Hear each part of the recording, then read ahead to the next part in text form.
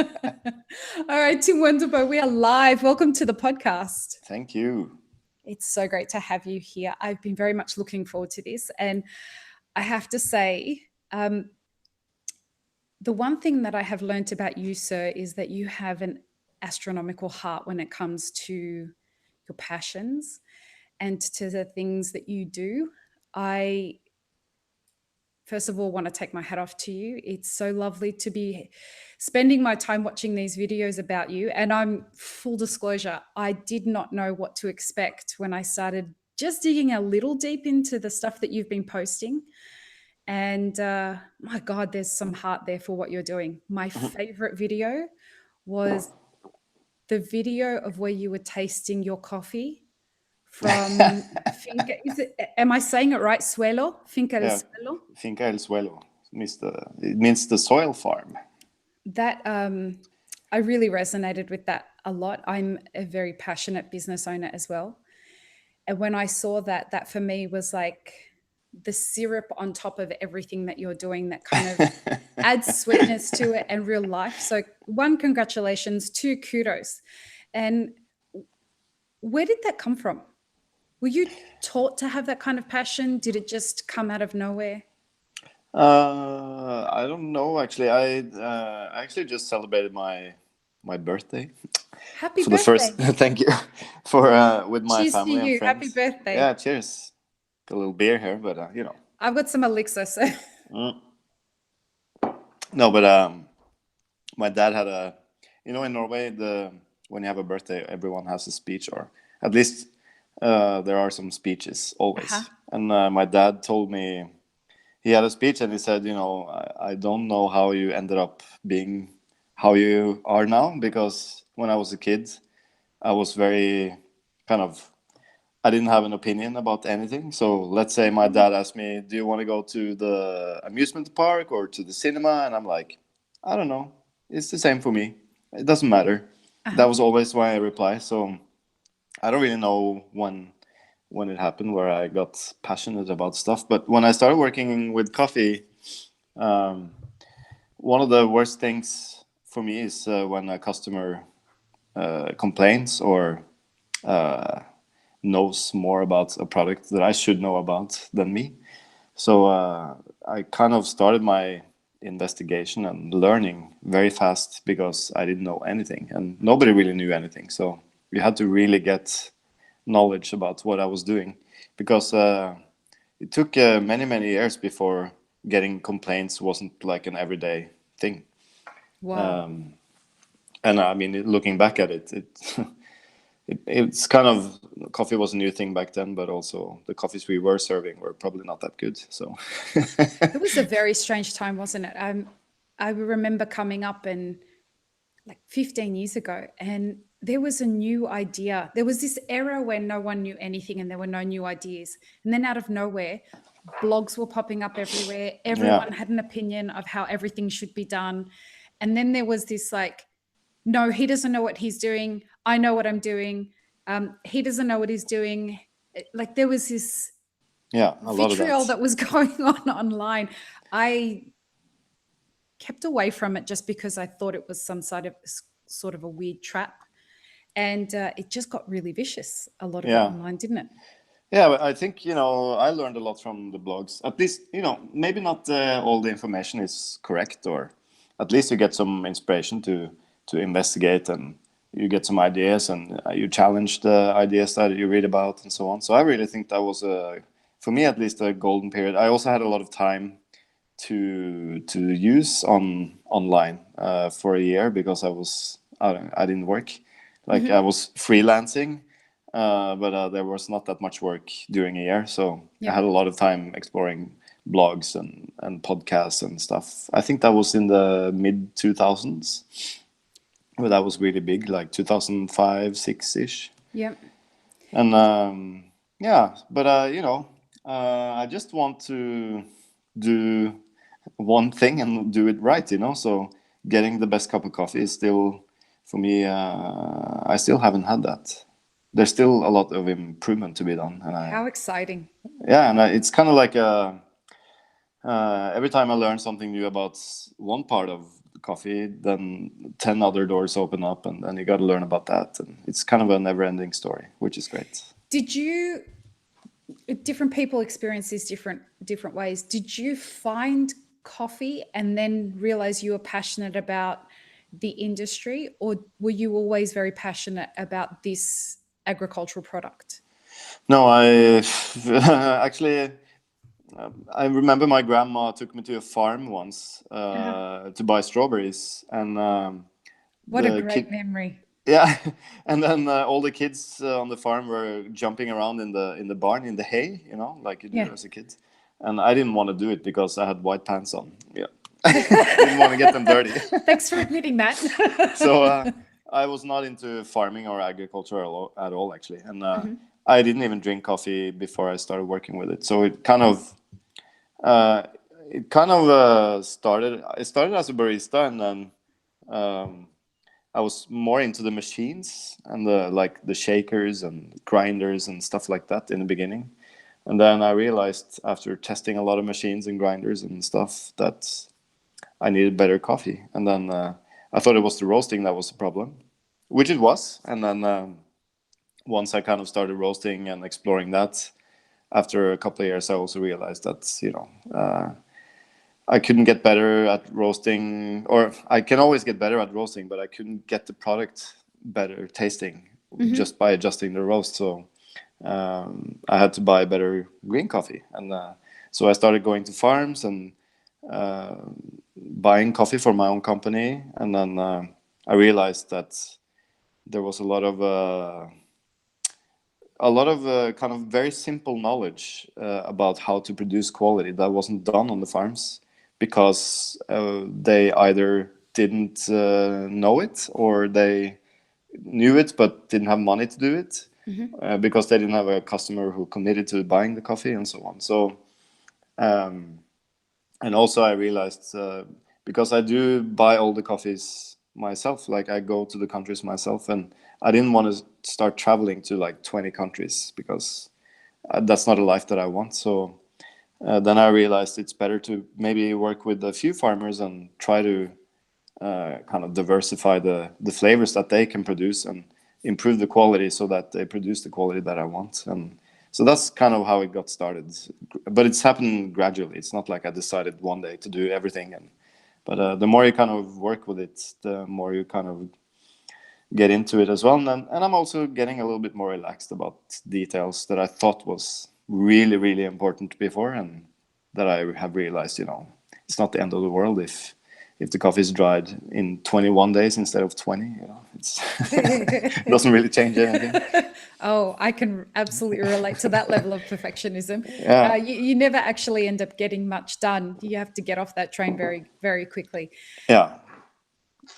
Something that fascinates me about the entrepreneurial mind, and you very much have the entrepreneurial mind. So I define entrepreneurs different from business owners in the sense that entrepreneurs have an innovative angle to what they're doing. They're creating something that hasn't been created before. They're creating a path or an idea, and they're going with it. It's my understanding of it, and the way that I look at it is it's the creative endeavor of business, whereas business is just an economic exchange, right? So you, to me, very much are the epitome of what an entrepreneur is. I love that mind of like delving deep into it. Where did you find? I actually don't think of myself as an entrepreneur, though. Do you feel offended by it? No, not really. I just never related to the word, actually. So, can you see how I would kind of put you there, given my definition? Yeah, I mean, I understand why people definitely do that, but I don't. Yeah, I never kind of connected to that word for some strange reason. I still, in my head, I still feel like I'm a barista. I think you always will. Yeah, maybe, but I haven't worked as a barista for many years now. Yeah.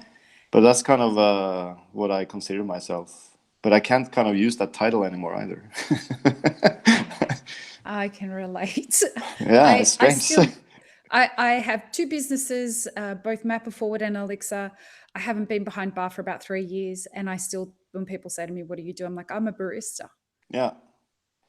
But I'm not. I'm a coffee guy. That's probably what I would reply now, maybe. You know, Just not to offend any baristas. what I find fascinating about the entrepreneurial mind is one of the elements is where they cultivate confidence. Because particularly at the beginning of the journey of what you did, nobody knew anything. A lot of people pretended like they knew a bunch of stuff, and we all did. At the beginning, we all thought we knew what we were doing, and a lot of us pretended to know a lot of things, Yeah. but really didn't know what we didn't know. Yeah. And what I think was really, I'm going to use a word you're not going to like, but what I thought was really courageous about what you did was that you just tested and tried and challenged and were very forward with your ideas that you were having at the time. When you were coming out with light roasting, I remember it was such a controversial thing with so many people. Different brew techniques that you would and ideas that you would come up with. People had lots of opinions about them. Where did you gain the confidence to, and maybe this is something that you always had, but where did you gain the confidence to, one, want to challenge the status quo, and two, like, how did you get the confidence to think things like, well, I want to have my own coffee farm. I know I'm going to be able to do that. Yeah, I still am not sure I'm gonna be able to do that, but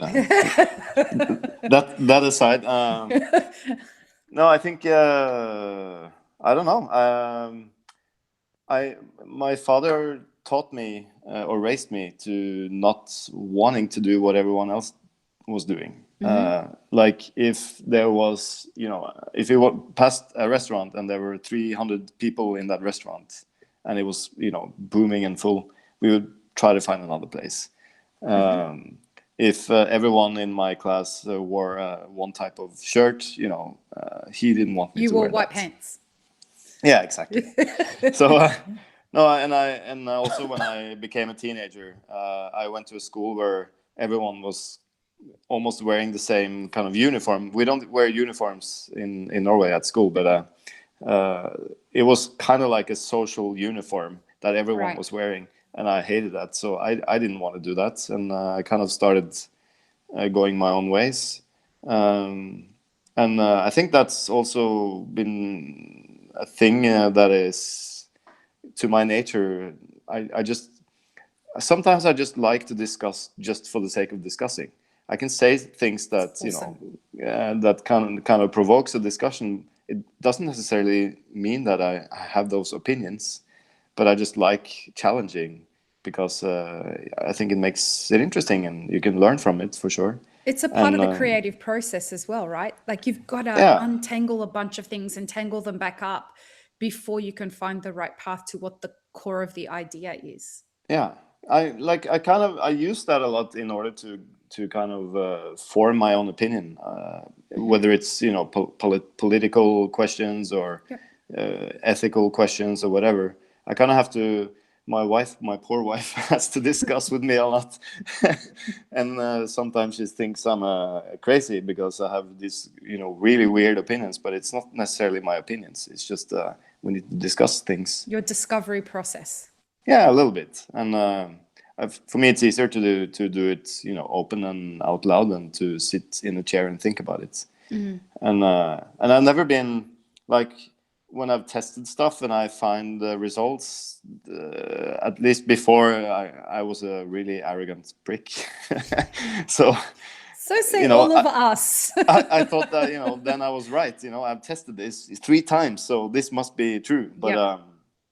of course, for me, it's been more efficient to do it that way because if then someone else comes and proves you wrong, then they have to do that in a way where I believe it as well. And yeah, so I think I'd rather believe in in a truth and then be proven wrong than just go around and say I don't know. We have to test that, because if you go around with that attitude, you will never get anywhere. It's one of the beautiful things about getting older, isn't it? It's like you're less attached to being right, and you're more attached to, no, what's really going on? Like, how can I find out the truth here? Yeah, yeah. There's some stuff in coffee that you don't necessarily have to research. You know that it's better. For instance, planting shade trees. And I went to a class at the SCA, I think it was 4 years ago, where a person, first of all, he said that there was no research that proved that having shade trees on a coffee farm were good. And that's not true. I mean, there is research out there, and just because you weren't able to find it doesn't mean that it doesn't exist. Right. And sometimes also coffee trees are supposed to grow in a forest. You don't have to be a genius to understand that They having a have a little bit of canopy. trees around is a good thing. Yeah. So some things we just don't have to waste time on testing, I think, and we could test other things instead. I guess we can waste, well, if you want to waste time on it, not you, but the person who's being an asshole and wanting to labor the point, you do you, boo. You can spend all your fucking time talking about this stuff, and I'm just going to get about the business of doing what's logical without needing necessarily to have to waste my time engaging you with a bullshit argument for no reason. You know what I mean? But I also learned this from a professor. I watched the documentary, I think, and it was just a short clip where he was having a lecture, and he was stressing that one of the most important questions you need to ask when you're listening to someone speak is to ask, who are you? What a great question. Where are you from? Who are you working for? What agenda do you have to come here and speak? Because a lot of times, at least when I've heard research, especially about agriculture, a lot of the kind of truths that I've heard comes from people who have been either working for a fertilizer company or been funded by a fertilizer company or something like that. So you can't really take that research as a full truth. I'm spending a lot of time on that point. I'm spending a lot of time trying to understand politics over the last few years. I moved to America right wow. before Trump got nominated, right? Yeah, I'm sorry. Yeah, I know. Thank you. Trust me, I hold all the apologies people send me in my heart because I need It's it. entertaining, at least. It's entertaining and anxiety-inducing and stressful, but exciting all at the same time. Like I've got a front row seat to the shit show. Yeah.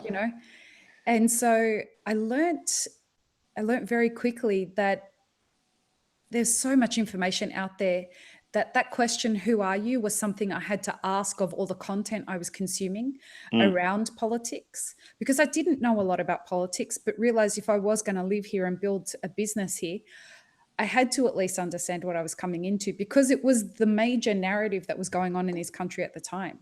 Yeah. And the more I asked that question of like, who is the person that's delivering this content and what's their agenda? Yeah. The more I realized, oh, there's a whole other level going on here. And then fast forward a few years and you find out what's going on with the Russian trolls and how they were deliberately steering the conversation in certain ways. You're like, okay, this goes so much deeper than any of us understand. Yeah. So that question, like, who are you? It becomes front and center of the narrative of pretty much everything that we're doing that could have a political tie, whether it be in coffee or whether it be in actual politics. It's quite discerning. Yeah. No, it's at least for me, it's been a good thing in the last years to kind of, at least with my farm, because there's so many people who come and recommend something, and then you have to kind of ask that question a lot. It's very rare that a person will come to the farm and at the end of the conversation not offering me to buy a product, Really? or not recommending a product to buy. And then I have to explain, the project is not about buying products. It's about making my own compost and doing only that. So, yeah, it's kind of a... Go on. No, it's kind of interesting that even if it's just a farmer, who doesn't have any commercial interest in selling me products, they will still at the end of the day it's kind of like they feel like they have to give me something, like a secret or something, so they always recommend a product or whatever. I don't know. Is that a community? Because you're in Huela, aren't you, in Colombia? Yeah. Is it a cultural thing? Is it that or are they trying to establish a dominance over you, or is it, No, I don't think these so. cultural relationships? Sometimes we have them in Syria a lot, in the sense that people extending friendship by giving advice. Yeah. No, I think it's just a friendly advice, and of course, if there's agronomists doing it, then I know the agenda. They probably get some percentage on the sales or whatever. I also have, in the beginning, I was very, very skeptical to any advice from any farmer or agronomist who were doing conventional farming. Why is that? No, just because they're doing a type of agriculture that I don't want to do.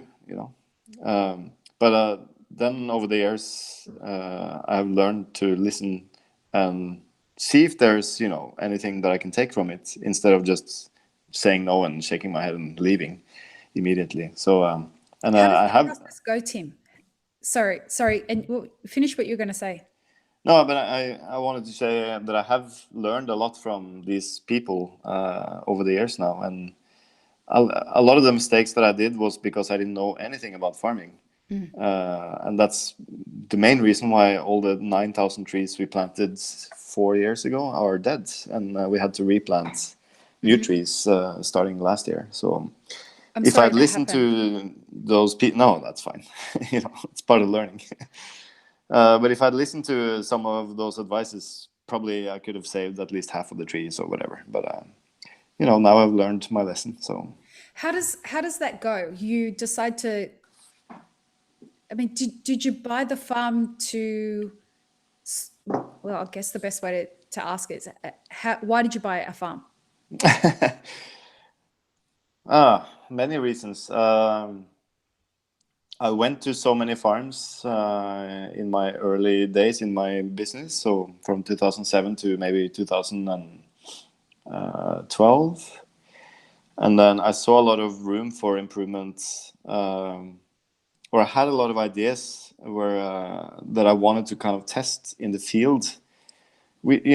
Coffee people, at least today, we spend most of our time trying to improve coffee during processing. But I believe if the quality is great, you don't really have to do anything in the process. You just have to clean the coffee. So for me, the quality is kind of made in the field. The soil, in Yeah, the in quality the of the tree. soil. Before I even pick the cherry, and that's where the stuff is happening. That's where all the beans are getting their kind of flavors from. So Was that revolutionary when was that focused on before you kind of went and opened your farm? maybe some people are doing it. I don't know, but at least the farmers that I visited were much more focused on processing. Okay. Like that was the step that we worked on in order to improve the quality: processing and drying, Okay. and lot separation, and then we started planting new varieties, which also of course helps a lot. But then looking at nutritional programs, whether you have a conventional system with mineral fertilizer or a more organic stuff, you have to make sure the plants are healthy. And so I kind of had a lot of ideas that I wanted to test out, which I have completely not done. Stuff like taking off half the cherries from the tree to see if the cherries that are remaining get better, and weird stuff like that. But That sounds like so much fun. yeah, but economically for a farmer, Right. wasting that's just not a good thing. So I still want to try that in Colombia, because they have two harvests, and one of the harvests is really difficult. It's not a lot of cherries on the tree, and it's very small, and it's expensive to pick. And so I'm thinking of just trying to remove that in order to prepare the tree for just one harvest per year. But we'll see if that happens. But anyway, so but when I got the farm, I kind of got guided into a direction where soil and soil health was more of a main focus. And I still believe that I'm going to be able to produce a much better coffee just because when you have a very healthy soil and kind of ecosystem for the coffee trees, they're getting fed all the nutrients they need every day, every second of the day. Whereas conventional farming, they put on 3 nitrogen, potassium, and what's the last? Phosphorus. So 3 nutrients 3 times a year. Artificially fed into the soil, right? Yeah, with salts, and they're not able to take up a lot of other nutrients if you don't feed them with the salts, because the salts also kill the microorganisms who are supposed to feed the trees. So I'm thinking, if by nature microorganisms will feed the trees 40 plus nutrients that they need every single second, when we kind of feed the trees, we do it 3 times a year with 3 nutrients. Right. So imagine if you ate like French fries, drank Coca-Cola, and ate a hamburger, like 3 different things every day for the rest of your life, you probably wouldn't be so healthy. You would survive, but you wouldn't be very healthy. Killing your gut microbiome at the same time. Yeah. So, I mean, microorganisms we can't live without microorganisms. Right. And it's estimated that around 95% of all the species on our planet live in the soil. 95% of the species. I'm really fascinated about this subject right now. Have you heard of the super blooms that are happening across California at the moment? No. You'll love this. There's a particular yellow super bloom that's happening. I can't remember the name of the species, but everyone's enamored by it. Turns out that this is a species that was introduced, I believe, it came from Spain, and it spreads so it lays dormant, and then when a massive water downpour like we've had here in California happens, it blooms, injects a toxin into the soil, and kills all the fungi. Nice. Jesus. And so you're screwed. We're fucked. So everyone's like, oh my God, look at these beautiful super blooms, while they're not realizing that the roots of this plant are actually crushing the viability of the soil. That's strange. Because I mean, there must be some natural fungi that teams up with these plants. It's an invasive species, and people are concerned about it because it basically realizes it kills the fungus that would normally be a predator to it, and makes it so that this soil will only support its growth moving forward. This is the kind of technology that you look at and think, AI, this is a strange kind of like AI, a natural forming kind of fascinating, ancient kind of thinking that these fungi have.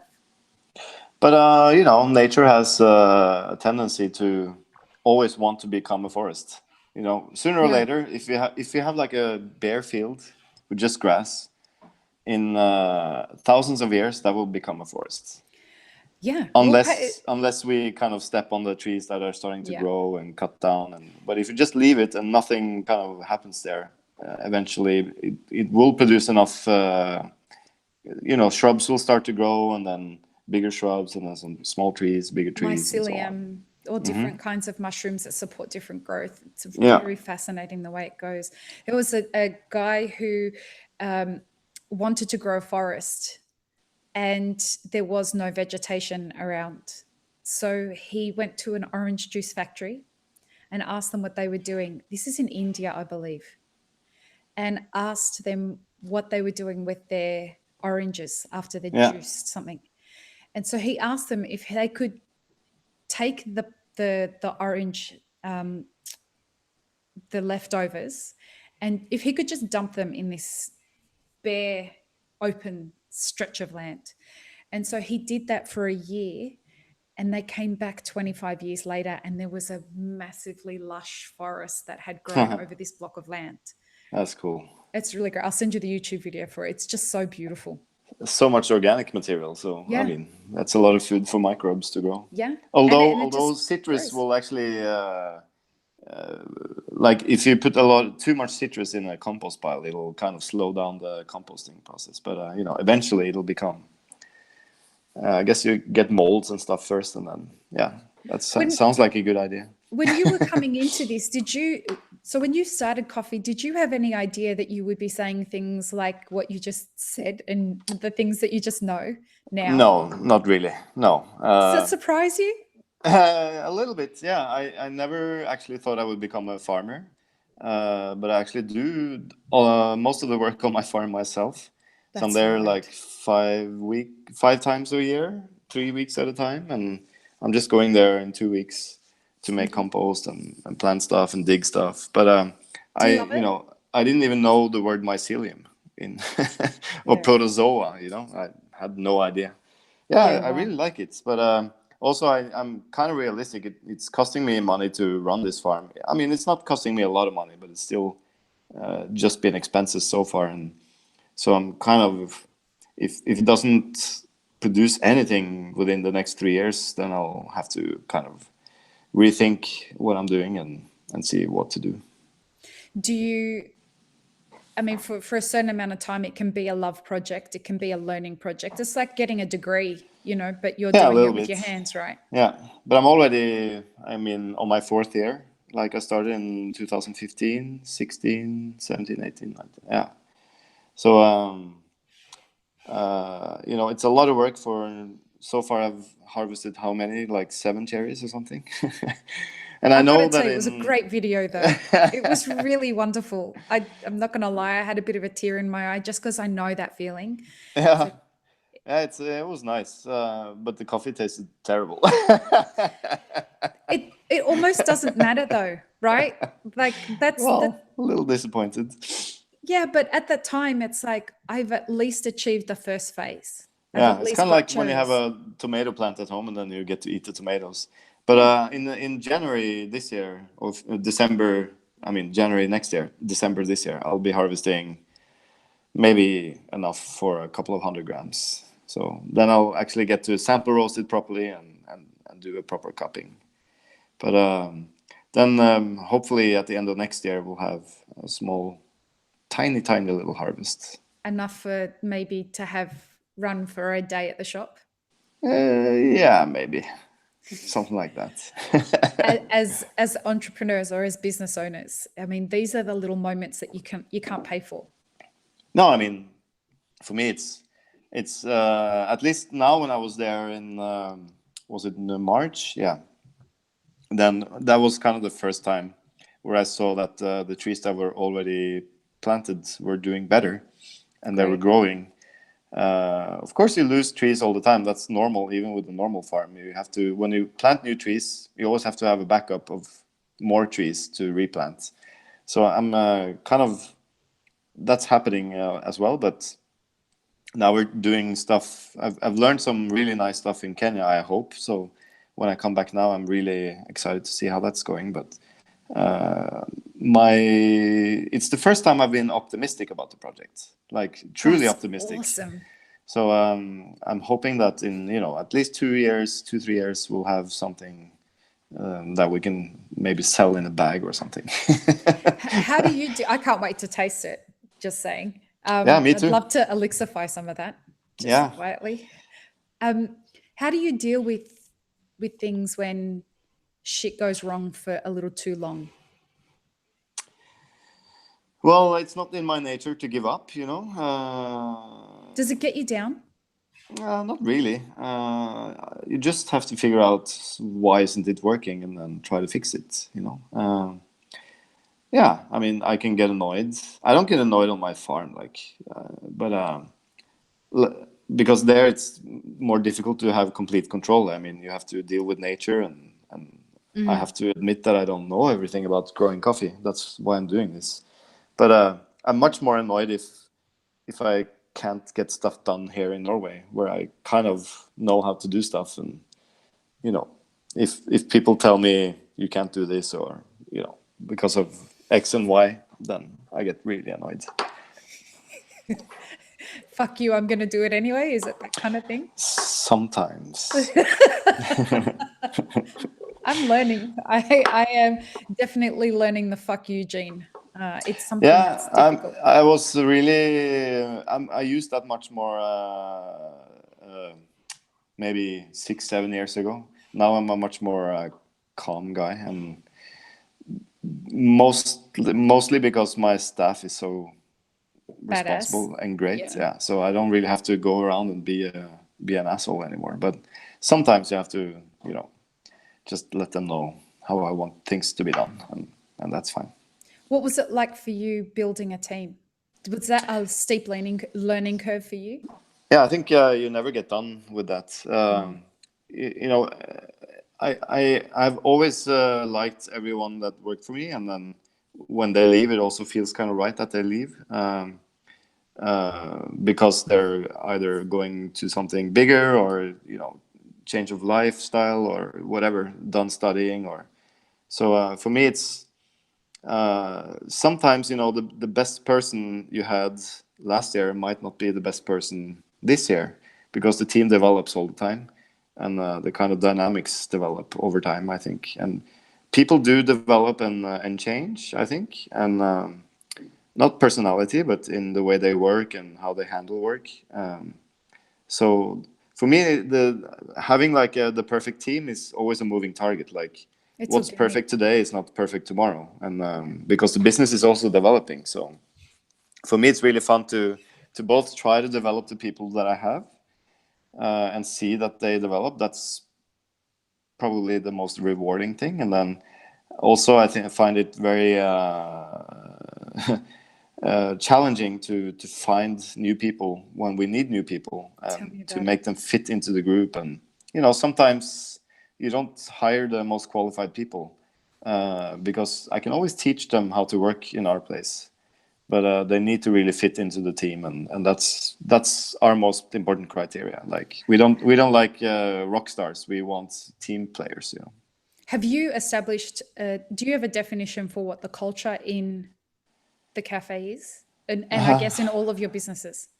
Is it all the same culture? Yeah, I think so. Like for us, it's about being honest, hardworking, and giving people the best possible experience, and trying to solve problems instead of complaining about them. Love So that. we don't really have any kind of written definition, but that's the kind of way we want to That's work. the culture, though. We want to help each other. If you're sick one day, you don't just call the boss and say you're sick. You try to find someone to cover your shifts.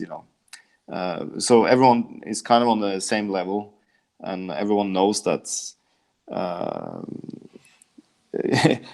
For instance, with sickness, if you call someone that is already at work, I'm sick, I can't come in. They're already working, they're busy. Yeah. Like you're more, you have much more time to call other people and stuff. So Yeah. so we don't really have any.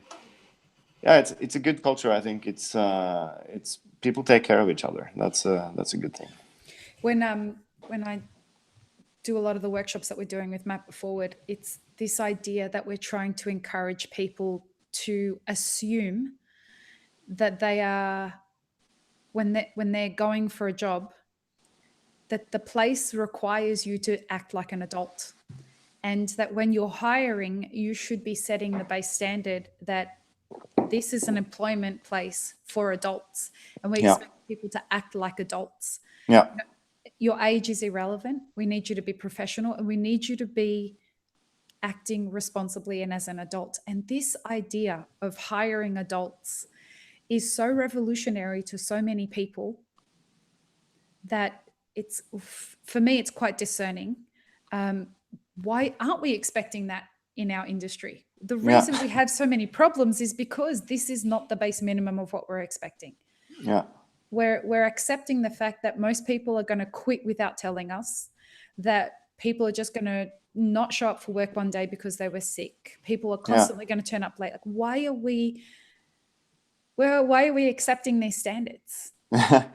No, I mean, for me, that's so foreign. I mean, maybe when I worked for the stock flits, I was running 6 coffee shops back in the days with a friend of mine, and I think we had like 60 employees, and every day there would be a person that was sick or whatever. So this is why when I started my own business, I didn't want to have that kind of environment where you can just call in sick. Like, of course you can call in sick. Everyone can be Yeah, if sick. you're sick, you're sick. Yeah, that's fine. But don't send me an SMS 2 minutes before your shift and saying that you're sick. So we do have I think it's 30 pages of rules that people read when they start, and of course, once they've been in the company for 5 years, they have forgotten about all those rules. But it's a very good thing to come back to. We had a staff meeting the other day, and one of the staff members said that it would be nice if people came, ready to work when the shift starts, not like come to work at the shift start and then get changed and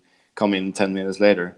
And that's written in the rules. Like, you should, when you start, let's say 8:30, you should be ready to work at 8:30, not like come in and change your clothes and brush your teeth. And it's just a matter of respect for the other people, because they're expecting you to start working then. And the bar might be packed, or there might be stuff to do, or so yeah, it's a matter of respecting your colleagues. I think it's yeah, it's as simple as that. And I have to say that my team is fantastic. I can be away in Colombia for like 4 weeks and they don't even call me. That must be a dream. Yeah, it's great. I have a great bar manager. She's been with me for almost 9 years, and It's awesome. she just understands, how it should be done. And my roasting team and everyone there as well is they just solve the problems when I'm not there. Because what am I going to do? I'm in Colombia. I mean, I can send them a shovel with with FedEx. Yeah, it's not going to be helpful. Do you? I noticed that a lot of the content that you're putting out, and I must say, I was really surprised by how open you are with regards to the. And again, kudos to you for that. You're very accessible with regards to what you're doing and how you're doing it and who you're doing it with, etc., etc. Something that really impressed me was a lot of the boss people in your business are women. Yeah, that's true. Yeah, actually, my bar manager is Stephanie. Now the person who's responsible for our roastery, because we always had like 2 to 3 people who could roast, and they would all be the same people or at the same level. And then now when we moved the roastery, we kind of needed a person to take care of the actual kind of Like an space, operations manager. Yeah, so she's also a woman, Marit, and then a wholesale manager, digital marketing manager. Head I'm the trainer. only man. Yeah, Rikke as well. Yeah, I mean, we're only. It's not so hard because we're only 4 guys, and then we're 10 girls. Yeah. Is that so? In Australia, I was one of not so many women that were in the coffee industry that were pushing right at the front when I was coming up. And it's still very male dominated in Australia. Here in America, it's a lot less male dominated, but it's still male dominated. What's it like in Norway? I think it's actually. I'm not sure actually, but if you look at the bigger chains, I would say it's at least half and half women and men being manager at store levels. If you look at the organization like Coffe, which is the biggest coffee chain here, they have a lot of women in their administration as well. And just by my experience, when we are looking for baristas, for instance, we get predominantly female applicants. Very, very few guys. Why do you think that is? I have no idea, actually. I think maybe guys are either intimidated or they're looking for other types of work, or I'm Are not they sure, intimidated by the brand, or are they intimidated by the profession, do you think? I'm not sure, actually. Or maybe they're like me when I was 19. They want to work in a bar, Okay. instead of, I don't know. But because I feel like the bar and restaurant industry is more male dominant. At least the chef kind of side of it is still very male dominant. But coffee shops, yeah, I think in Norway it's pretty normal to have more girls than guys in a coffee shop, I think. Is it a non-issue there, though, do you think? Do you think it's just more of an issue in other countries? Yeah, definitely. Like Norway was one of the, not the first, but one of the first countries to have, female or women were able to vote. And we've had several female prime ministers. At the moment, we have, the prime minister is a woman, the financial minister, the defense minister. So, our society is, there is a lot of women in leadership positions, but there is, I think, still in private sector more men, and also a problem in Norway is that men who have the same title or experience and work as a woman will make more money than a woman, which is, for me, it's ridiculous. So where does that come from? Where does the data come from with that? Is that... That's just the governmental statistics. Yeah. Wow. So in coffee, I don't know how it is actually, because I don't really have statistics specifically for coffee. But yeah, I think, society in Norway is quite equal when it comes to male and female stuff, but we still have our issues, but it's not as severe as in other countries where, women aren't even allowed to be managers or, Oh yeah. It's going to be interesting to see how this profession or this industry evolves in countries where things like these kinds of topics are much more focused on. Like I'm excited to see where it goes as it booms across the Middle East. Yeah. It's going to be really interesting to watch that. I really hope we can inspire, other countries to at least test out to not be gender focused, but be more ability focused. If you have a talented person, I don't care what kind of genitals they have, as long as they can do a good job. Exactly. So for me, it doesn't really. Yeah, it's so weird to be discriminating by that. I remember when we would hire, over the years that I was a barista, whenever a manager or an owner, it was always a man. I only ever worked for 1.5 people who owned. It was female owned. Excuse me. And they would always say, "We've got to make sure it's a good-looking guy that we hire as the head barista." What? Well, like, what do you mean? I did have a very good-looking guy, Mr. Tim Varney, working for me.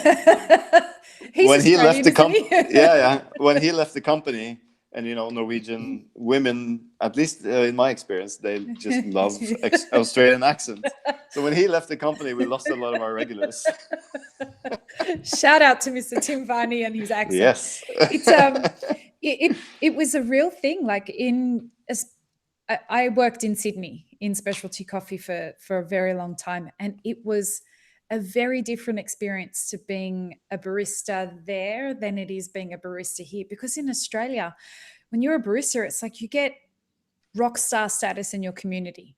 Everybody knows who you are. And you know what it's like in Australia. The coffee drinking culture is much more evolved than it is here.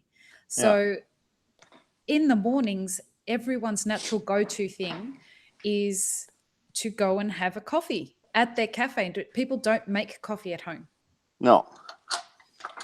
That's that battery thing I was telling you. Exactly. That's why I'm moving.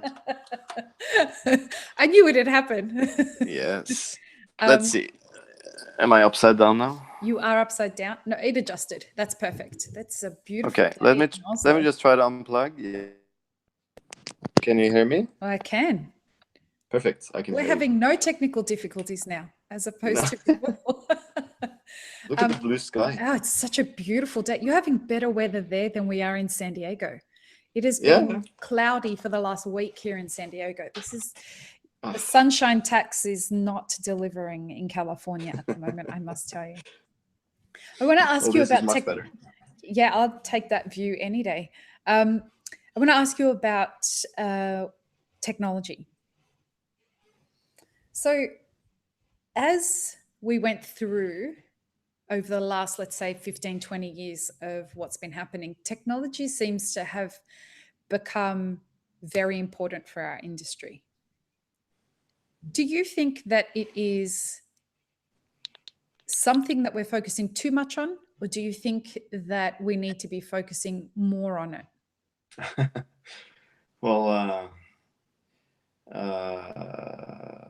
how can I say this without annoying people? But Don't worry about that. People. This podcast annoys people all the time. It's fine because we talk so straight on it that everyone gets pissed off about something.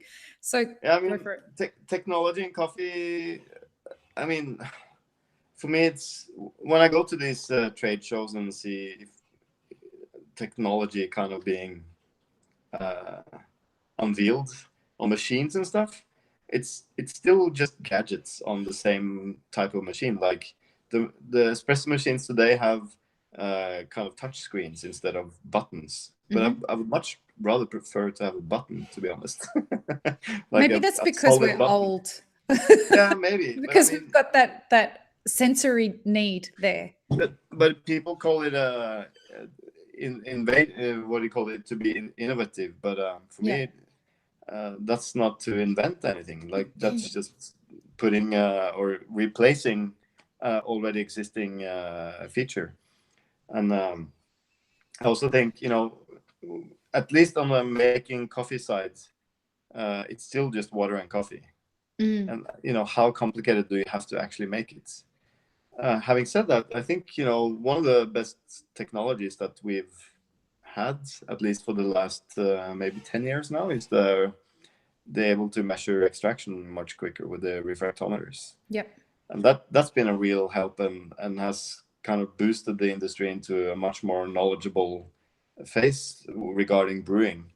So, like, I'm pretty sure if we read all the forums and stuff from 2006 now, we would just sit there and laugh because there was so much misinformation because we weren't measuring extraction. It helped steer our focus in the right direction. Yeah, for sure. And gave us visibility. I also think with roasting, it's a little bit the same. We have better software to be able to log curves now. We're still, that's great, but we're still putting in stupid thermometer probes into the wrong spot where it roasters. Yeah. And the beans aren't actually hitting in that part. It's not a breakthrough for me, at least. So I still think we have a long way to go in order to kind of make equipment better, for sure.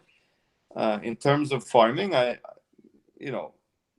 don't see a lot of innovation there in terms of technology that is helpful to farmers. Because, let's say you can invent a machine that can sort cherries, but at the moment they're so expensive that a normal farmer with 2 hectares in Colombia, even in a lifetime they wouldn't be able to pay for it. Yeah, wow. So we need to, technology is great. I'm a fan of it, but we have to start making technology that is actually very useful and that actually makes a difference, at least on farm level, but also with roasters and just putting in more probes and having better software doesn't always work. It feels like we skipped the fundamentals. We went straight to the pizzazz of all of it. Yeah. And we need to go back and fill in those things of the fundamentals that we haven't. Yeah. And we can't explain them because I'll ask what I think is a stupid question of someone, whether it be on the podcast or in private. I'll be like, so I know this sounds kind of stupid, but why aren't we doing X, Y, and Z? And I'm fine asking stupid questions because let's say it's in roasting. I've never roasted a batch in my life. And then the response will be, we actually don't know the answer to that. Yeah. Yeah. There's a lot we don't know yet. Great example. But I still think Go ahead. biggest technological breakthrough, I think, in coffee is not really related to coffee, but it's smartphones and internet, That's the future, I think. Yeah. I mean, just the ease of communication with farmers today compared to 10 years ago, then we couldn't communicate with farmers. It was by fax, right? M. Oak was saying that on the podcast. You have to write someone a fax to an exporter, and then they have to go to the farmer. And they But have to now physically everyone has deliver it there. WhatsApp and Facebook and Instagram, and even communicating with a bunch of farmers in Kenya, which I never thought would happen Wow. like this. So that's great. Do you think that the direction with regards to the way that things are moving with the sea market, which is very low right now, and with the affordability of farming, do you think the future holds that we're going to get people who have done everything that they've wanted to do at this end of the front end of the supply chain decide, well, why don't I go open a coffee farm?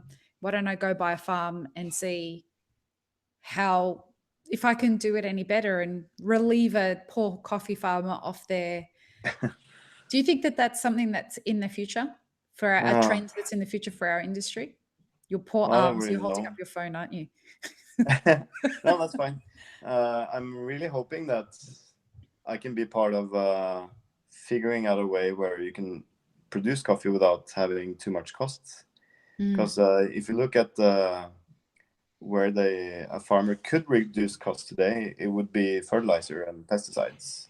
They spend a lot of money on that, and if you could figure out a way where they could produce coffee without that and have almost the same yields or the same or even more yields and good quality and a good farm, healthy farm, then the fluctuations in price on the sea market would have a less impact on their Yep. lives. Because they would greatly reduce their cost. But I also think because living standards in a lot of these countries where we're buying coffee from, it's going up, and it's also getting more difficult to get pickers to pick coffee and to get workers to work on the farm. So it's going to be interesting to see what's going to happen in the future. I don't think in 20 years, I don't think the coffee industry will be the same. How do you see it because of changing? that. No, I think a lot of people will stop producing coffee. I think so too. I and I, you've seen marijuana being legalized in the U.S., and I don't think that's the last country that's going to legalize it. So No. if kind of other crops, not necessarily marijuana, but other crops that are more economical viable for farmers come along, there's no reason why they shouldn't change to that. Especially in places like, for example, San Diego, it's fully recreationally legal here. It's not Yeah. federally legal, it's state legal. And San Diego have decided that they will issue 0 permits to grow marijuana. Interesting. I'm 15 minutes from the Mexican border. Yeah. People, I mean, like, go and let your mind make all the assumptions you think that I'm making in that statement, and it's happening.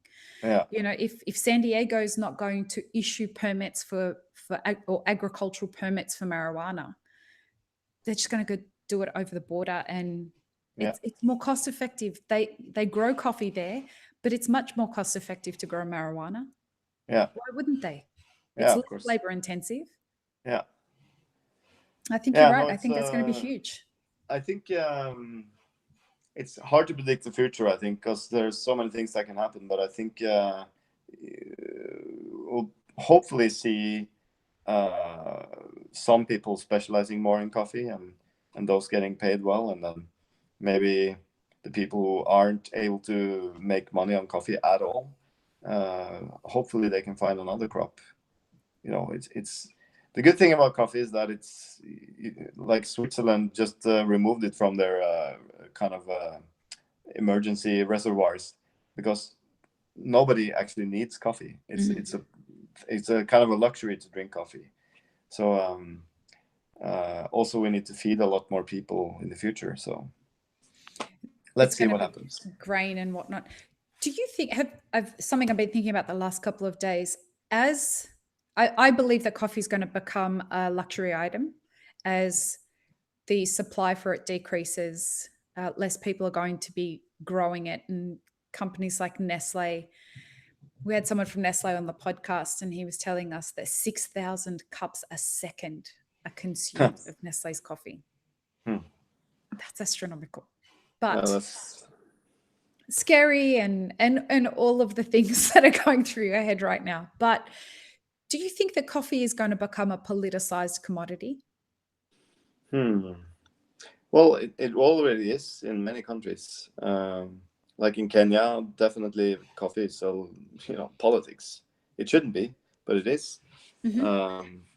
Politicians are using it to gain voters, and we saw just a couple of years ago where in the area there was a situation where a lot of farmers weren't able to sell their coffee, and because politicians interfered, and then it was fine again, and it just makes things a little unstable. So yeah, and also in other countries, like in Colombia, I was just there in March, and then not then, but I've been there before, where a lot of coffee farmers are protesting because they're not getting subsidies that are sufficient enough to, to pay for food and stuff, and the government has to interfere, and yeah, so it's definitely already a political trade and a political crop. It'll be interesting to see where it goes. I think that we're at a time in the evolution of our industry that the front end and the back end of the supply chain are becoming more aware of each other. Yeah, for sure. And I think that the people who were hyper aware of both of the influences of those ends on each other were very few in the past, just because we didn't care. I mean, I didn't know before I had this podcast, I didn't know very much about the back end of the supply chain. Mm. And, the more I found out, the more I wanted to make sure that we get growers and importers and exporters and traders and all the kinds of people that we're getting on this podcast, because it's really important that we're hyper aware Yeah. of this product that is, we wouldn't have an industry without it. Yeah. And if we're not paying attention to how our buying practices are influencing someone's ability to eat at the farm, that's and the health of the communities. When it comes to pickers, is that industry a generational thing? Is it something that if your parents are pickers, that their children tend to be pickers? And is the fact that people are getting more educated and moving away from that, is that the reason why it's becoming harder to find pickers? Yes. Let's say in Colombia, where we have a farm, the workers that we're able to get are people in the local community, and because we're in a mountain in a rural area, it's pretty poor area, and we have a lot of indigenous people living next door. So they have like a little kind of reserved area for them from the government, and I'm sure that their parents were pickers and they are pickers, but they're I wouldn't call them pickers. They're workers, so they seek work wherever they can find it, which is scarce in the countryside, and they do the work they can get in order to survive. But if they are able to get education, it's very common to see that they go to either the closest town or closest city, and they work with something else. But I would still say the majority, at least on our countryside, is still looking for kind of a day job, which is not so great for them, because they can't really plan anything for the future, and they have to travel around. Once they're done picking at our farms, they have to go maybe to a completely different area and live there for 2 months, and then go to another area and so on. Because But the we work do is see, like seasonal. in Kenya, that the kids are getting educated and moving into the city, and they don't want to even be near the farms. So, which What is do a you think problem. happens in those situations? Are they going to, like, does the farm get sold? No, like at least what I've learned from some other colleagues as well is that in Kenya, the farmer, when they retired, normally their kids would take care of them and live in the same house. It's kind of like it used to be in the old days in Norway as well. Like the whole family just lived in one house. Same in Syria, yeah, where my Yeah. family's from. And then the problem now is that the farmers in Kenya, the average age is quite high. I think it's like 55 or 56 or something. So when they retire, there's no one to take care of them, uh, and where are they going to get their money from, Mm. and who's going to help them, and so on. So these kind of social structures are changing a little bit, and I don't really know what's going to happen, but most likely the smallholder farm coffee in Kenya will be disappearing slowly.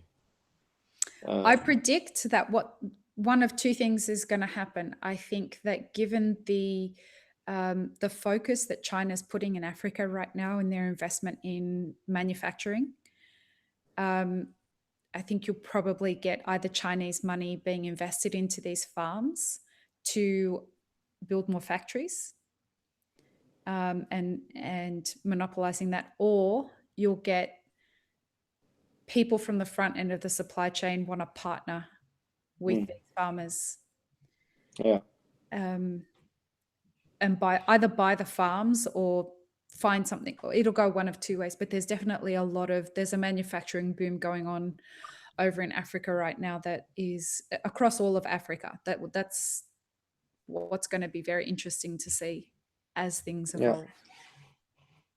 They're going to yeah. need I'm the not sure. land.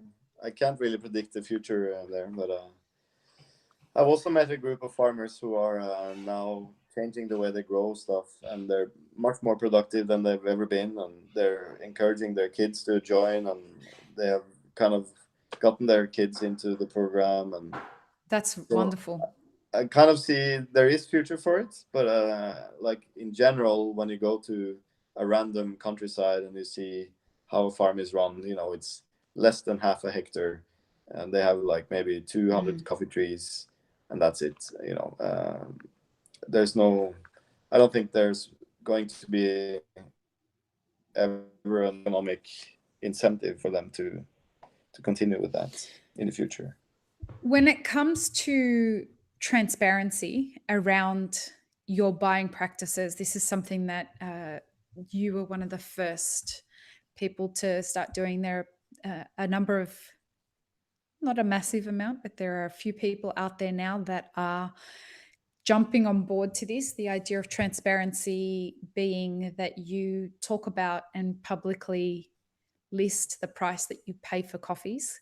What was your inspiration behind that? That was my old employer, because they talked a lot about the importance of transparency. Mm-hmm. This was Solberg and Hansen, which is a big specialty roaster in Norway, Mm-hmm. and they always talked about the importance of transparency, and kind of was talking that gospel, but they never kind of showed the prices. So I figured, how what can what what can be wrong with just publishing the prices, and just to see. I would like people to, you know, investigate if I've actually paid it, and I would like them to ask, is this enough? So for me, it was just a no-brainer to just put it out there, and start a discussion, and also try to inspire other people to start publishing what they're paying, and also maybe inspire companies to pay a little bit more. Mm. And I've only had positive feedback from it ever. There was one guy on Instagram last year that was commenting that this wasn't transparency, and how much did the actual farmer get paid, and so on. And in the most cases in the Central America and Colombia, I know exactly what the farmer got paid, because I know exactly what the exporter got paid, and normally it's no more than $1 from the FOB price that we're listing. And the reason why I'm putting FOB price is because that's the kind of price that we're talking about when we talk about market price, and so that's for me like the standard price. But in terms of Africa, it's a little bit more difficult, because let's say I buy one lot from one cooperative, and they produce 20 lots, and the farmers get paid based on the average what they got throughout the whole year. Mm-hmm. So it's a little bit more difficult or challenging to kind of investigate all that and get the exact amounts that they got from my coffee.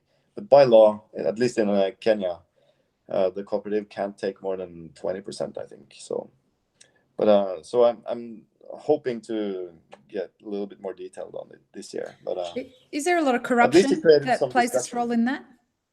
Pardon? Is there a lot of corruption that plays a role in places like Kenya? I mean, I know you're saying by law they're not allowed to take more than 20%, but is there a little bit that's taken on the side by? I mean, we have seen cases of corruption in Kenya for sure, in the history of coffee for sure. But at least now with the cell phones and information being so accessible, you know, the first people who knows what if you buy coffee on the auction, for instance, the first people who know what the price are the farmers, before even the cooperative manager or the marketing manager, because they have people on the auction checking. And Yeah, wow. also on the sales contract that we write, you know, the cooperative has to sign, and the marketing manager and I have to sign.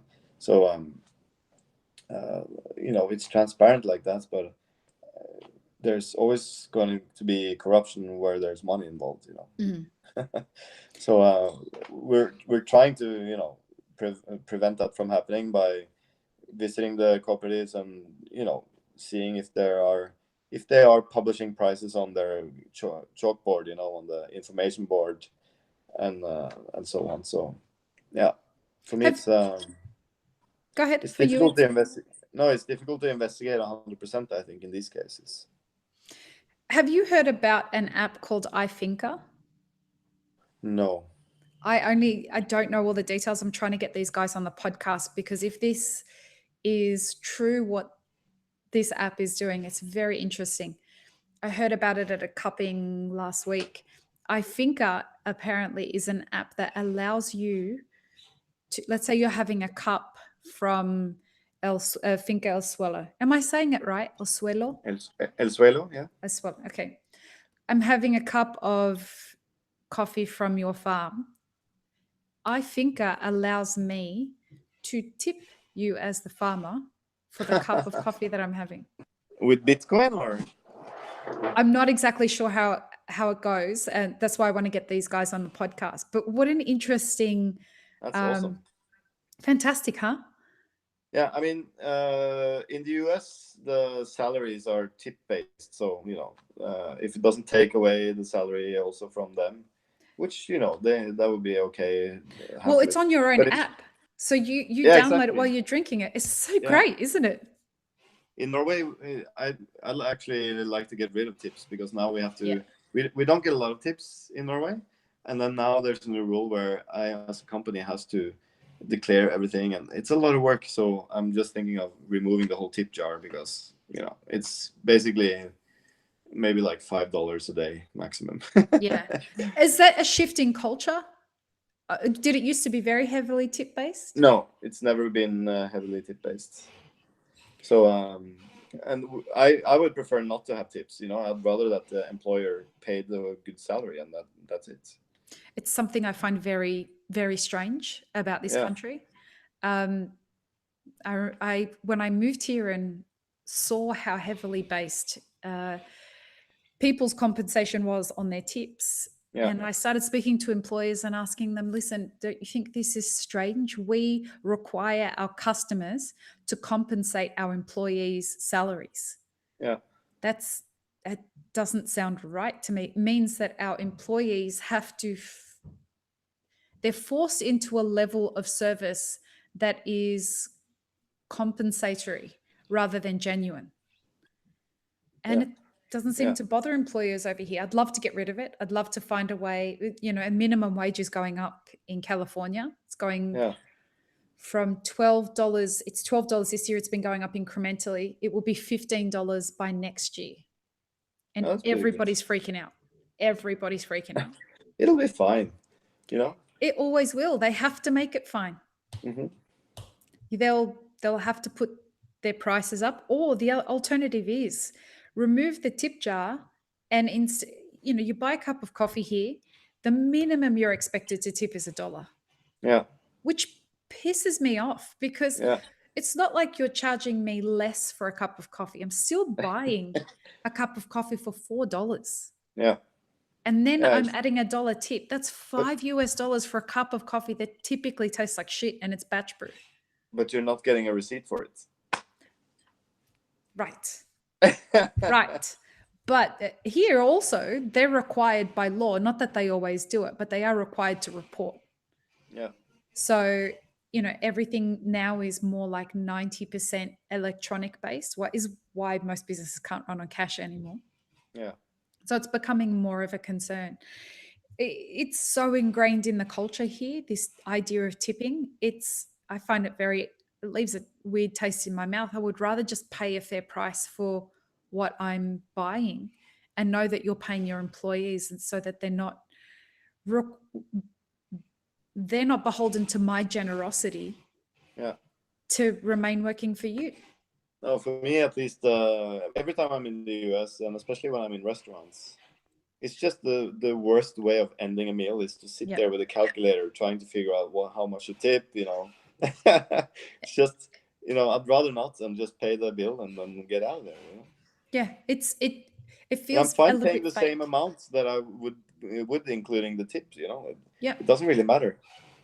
And that's my thing. Like, just tell me what you need to be charging for a fair wage for your employees. Like, include that as a part of the price, and I'm happy to pay that. But for you to sit here and have me judge somebody's performance per se, and I have to rate that with a tip amount, it doesn't feel like a really gracious exchange of in business. It doesn't seem like the right way to. Nobody's winning there. No, it's a little strange. It is quite strange. I do want to talk to you about social media. Oh, okay. What is your opinion of social media? I'm a little bored and tired of it. I guess that's the political correct word to say. But well, I used to love it. Like, I started using Twitter very early. I started using Facebook very early. I don't use any of them anymore. Like, I'm on Facebook and I'm on Twitter, but I don't really go in and check anything. So if people invite me to events and stuff, I don't ever. I never go there because I never. All the wedding invitations you've been invited to via Facebook invites, I still don't get that. They have to send me a text message or email me. Or an actual invitation. Like, how about that to a wedding? Like, send me a fucking invitation rather than, why didn't you turn up to my wedding that happened 2 weeks ago? I never got invited. I sent you a Facebook invite. Who the fuck sends a Facebook invite and expects people to turn up to a wedding via Facebook invite? I'm very clearly not modern enough. But anyway, go on. Strange. Yeah. I do use, I think social media is great, but it's becoming a little too noisy, I think. And I'm partly part of that. But like Instagram, for instance, in the beginning, it was fantastic. You get to share a lot of, stuff very easily. Yeah. And it kind of killed blogging for sure. And now I use YouTube a lot because I like making videos where it's a little bit, more quality content. You're very good at it, by the way. You get a little bit more time. Thank you. You have a natural way of just being you. Like, it doesn't look like you're trying to be somebody that you're not. There are some people who do these things that you're like, oh, they're trying to be someone and they look very uncomfortable doing it. You're very good at it, Tim. Yeah. Yeah, but you have to have a good cameraman that you like. So it feels like just talking to him, Yeah. That always helps, I guess. So that's, no, like, because the cameraman, he's a coffee guy or coffee geek, but he's not a coffee guy. So he's interested. So for me, that was actually how I kind of got a little bit more relaxed lately. Is I just talk to him and then it feels very natural. But no, I like social media, but I try not to spend too much time on it anymore. Although I just set like 20-minute limit on my Instagram every day, and I'm not even reaching that today. Oh, I'm jealous. And now today I have a digital marketing manager. She's kind of writing posts that we need to write. Like, for instance, information this week we were closed for 3 days because I was refurbishing, stuff like that. And she's doing that, and I just have to read through just to double check, and also make it check facts and content and stuff like that. I still do Mm. that, but I don't have to spend time, taking the photo and putting it in and all these kind of things, which helps a lot. What's the hardest part of running all your businesses now? Having enough time, that's definitely the hardest part. Like at the moment, I'm in the middle of coffee buying season, so there's a lot of samples coming in that needs to be roasted and tasted.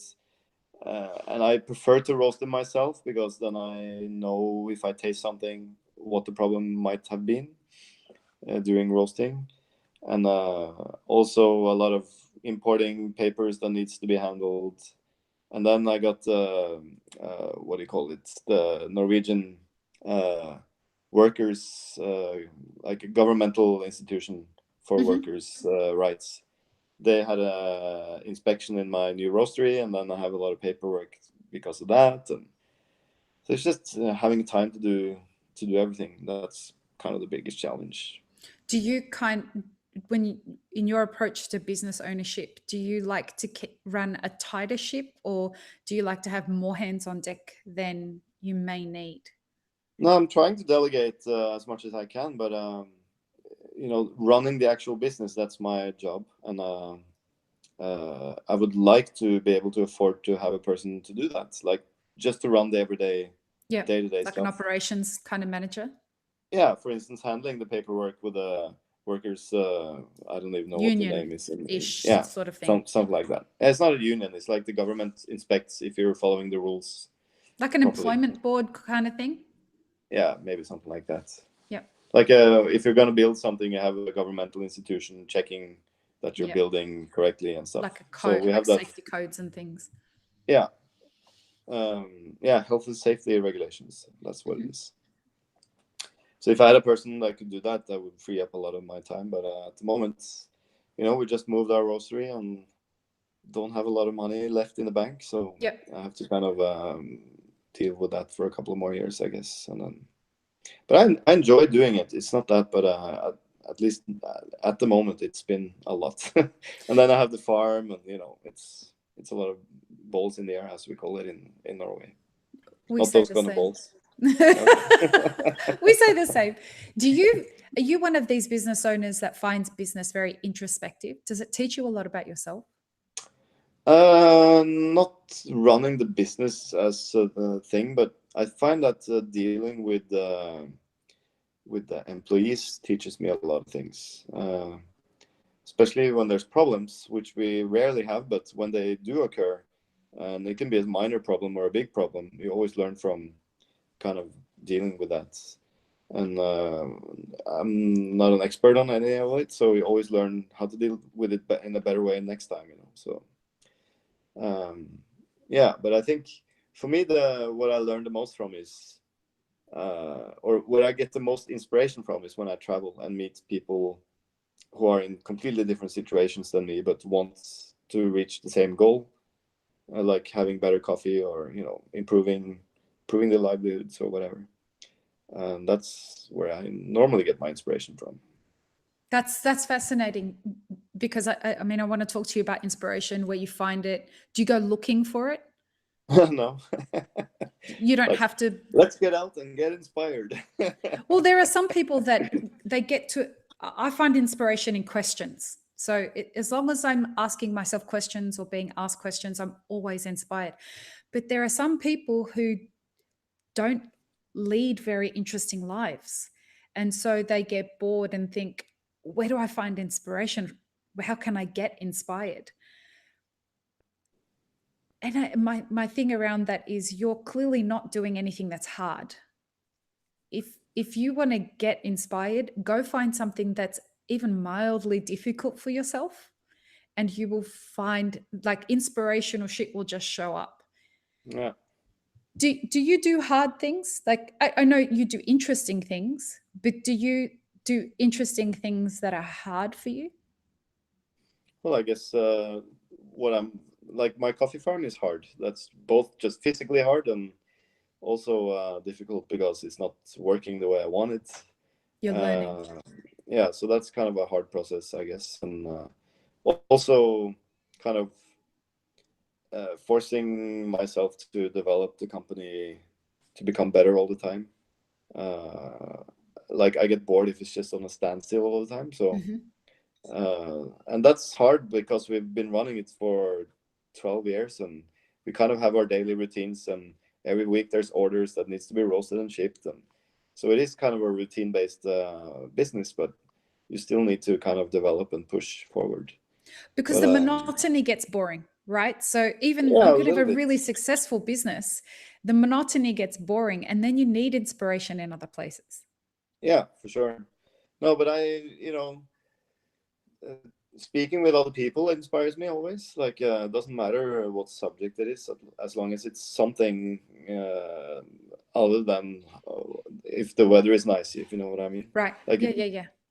I don't mind what we talk about as long as it's something that another person knows a lot about. Then I find that inspirational, and also traveling, seeing other cultures, and also just going to other cafes or restaurants and seeing how people work and teaching people inspires me a lot. Like Are you a good when teacher? I try to, yeah, I would say so, because people learn efficiently when I teach. That's hey, At least, you know at when least, you're a shit teacher.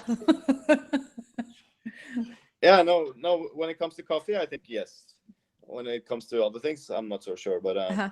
I don't have to go through the same thing over and over and over again. You know, people get it. But yeah, so I'm an experienced teacher, I would say, because I've done it for almost 20 years now. Yeah. So yeah. When it comes to like looking at your journey so far, what would you have done differently, do you think?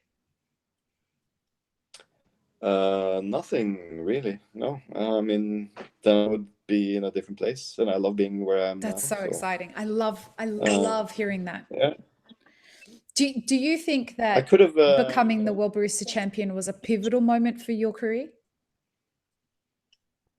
Both yes and no. Like I already had the confidence from my employer back then. Uh-huh. Who were you working for at the They kind time? of believed in me. And, Solberg and Hansen, which is a big roastery in Norway.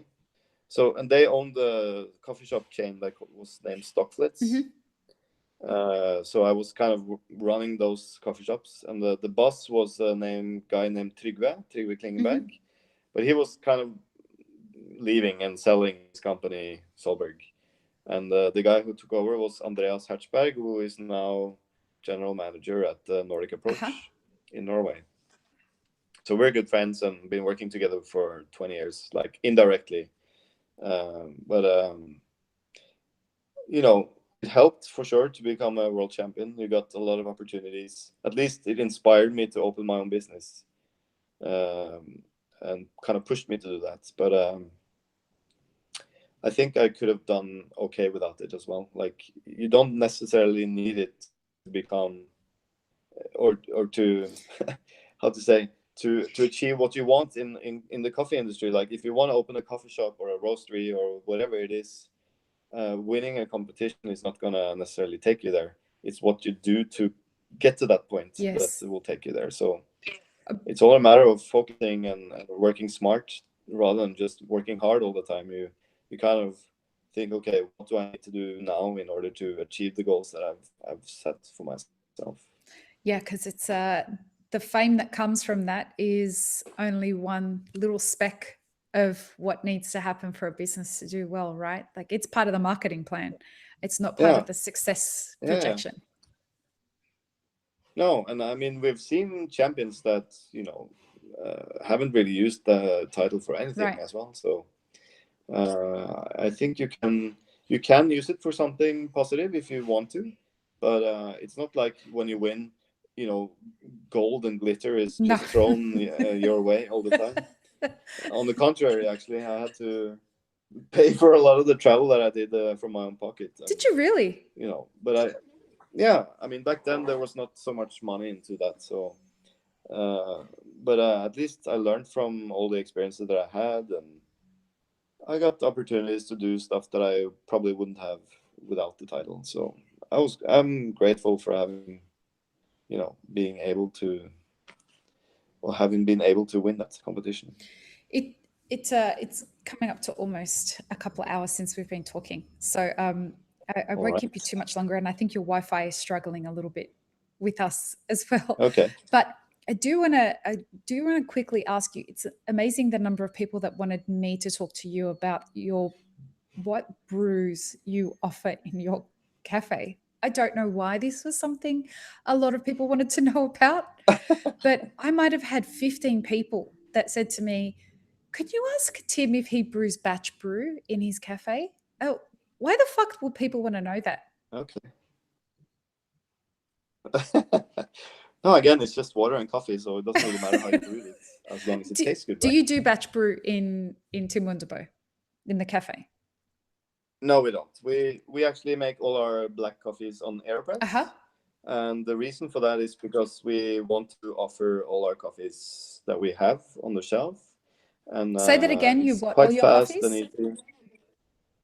No, we want to be able to offer Okay. all the coffees that we sell per bag. And AirPress is a great way to make it fast and easy to make one cup. So that's why we do that. We make everything to order. Yeah, that's awesome. And then, of course, we have the normal milk drinks, espresso. We have cold coffee, not cold brew, but chilled, hot brewed coffee, and some iced coffees and so on. So is that flash? Is it flash brew? I think they call it now. Yeah, maybe. I don't know. It has a new name every year, so it clearly I basically brew hot coffee and then I cool it down with ice. I love it. Oh dear. Yeah. What's the is the future for you, that let's say the next few years, is it just doing more of what you're doing now and pushing yourself to do it better? Yes, for sure. Like at least for the next 5 years, I guess. Now we moved our roastery to a new, bigger space, and we need to kind of get a little bit more customers and grow the volume a little bit to be able to finance kind of the rent and everything. That's awesome. And I also want to buy more coffee from the producers that I'm already buying from. So it's because they have more coffee that I could buy. So I kind of want to get into that, and I want to get more involved into buying in Ethiopia, like more directly, and working directly with some farmers there. Also in Kenya. Mm-hmm. And then, of course, I want my farm to produce coffee. That's kind of my biggest goal. Well, and if I get to that point, then I would like to help other farmers convert to more organic practices as well. I wish you every success with this farm. I get a really great vibe about what you're going to do. I hope I have the pleasure of visiting there one day, and I hope I have the even greater pleasure of being able to buy some green coffee from you directly and turning it into elixir. Great. And that would I would be very proud to be able to say, we supported a farm that worked really hard to try and improve the agricultural practices of the coffee industry. There's nothing, it's so great to be able to know who you're buying the coffee from and to know that their hands went into growing this. It's a wonderful thing. It's why I want to encourage more people to actually make relationships, even if it's just via social media, with coffee farmers. I think it's great. Yeah, for sure. So that's what they need. Thank you for having this conversation. I hope we have the opportunity to come back and do it a number of more times in the future. And I wish you all the best. I think you are a fabulous inspiration for our industry, Tim. Thank you for everything that you're doing. Thank you so much. Thank you. Have a great day. Ciao. You too. Ciao.